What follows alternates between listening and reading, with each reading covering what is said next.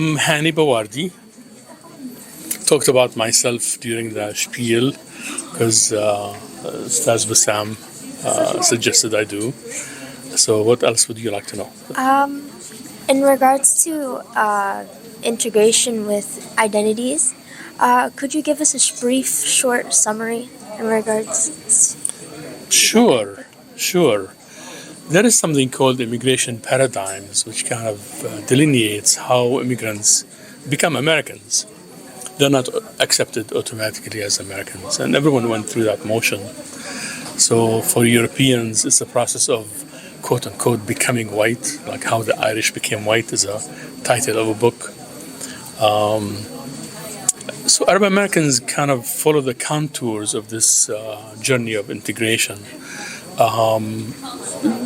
The more salient word is assimilation, which is not critical enough in my view. We also use the term the melting pot. Melt into what, right? So the idea was that we melt in, we accommodate an Anglo core because Northwestern Europe became, in those people's minds, because they were a majority, a powerful one, white, Catholic, to the exclusion of others. Protestant, I'm sorry, not Catholic at all.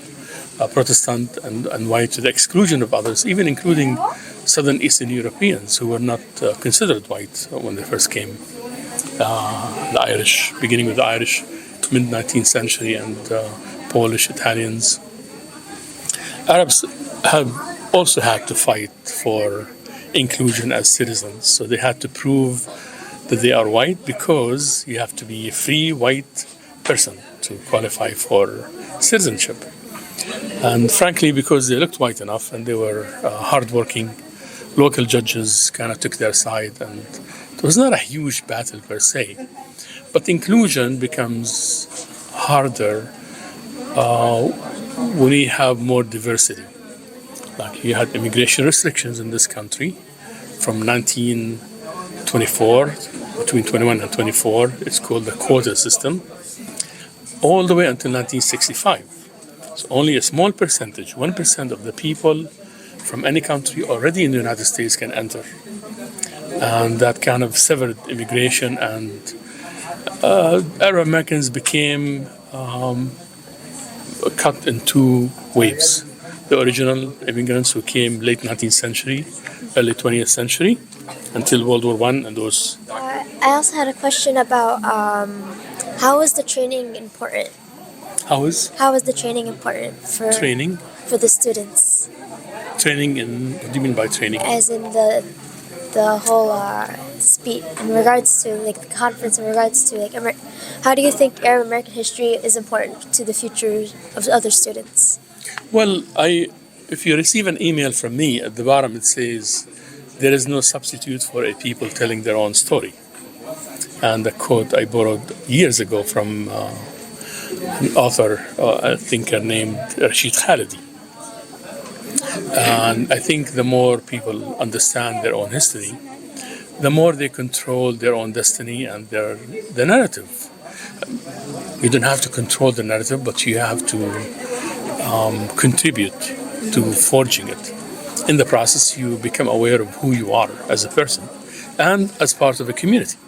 So collective memory is important. How well we relate to each other as members of the community basically is a main ingredient for what the community is and how likely it is to achieve its potential. So Arab American Studies, unfortunately, is lagging behind other ethnic studies. For example, Polish Americans, Jewish Americans, Italian Americans, Irish Americans wrote themselves into U.S. history. I cannot say that we have done that.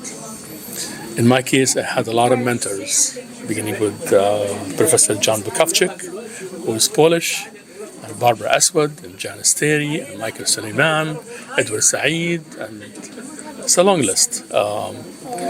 When I ask people just younger than myself, in their 40s, pushing their 50s, who are your mentors, they cannot come up with an answer, which frankly scares me.